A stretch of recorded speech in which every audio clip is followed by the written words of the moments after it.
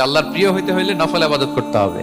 কি কি নফল ইবাদত করে আল্লাহ তাআলার প্রিয় হতে পারে, আমি দুই একটি আপনাদের সাথে শেয়ার করবো ইনশাআল্লাহ। এক নাম্বার, আল্লাহর কোরআনের তেলাওয়াত। এটা আল্লাহর বাণী। কোরআন তেলাওয়াত মানে আল্লাহর সাথে কথা বলা।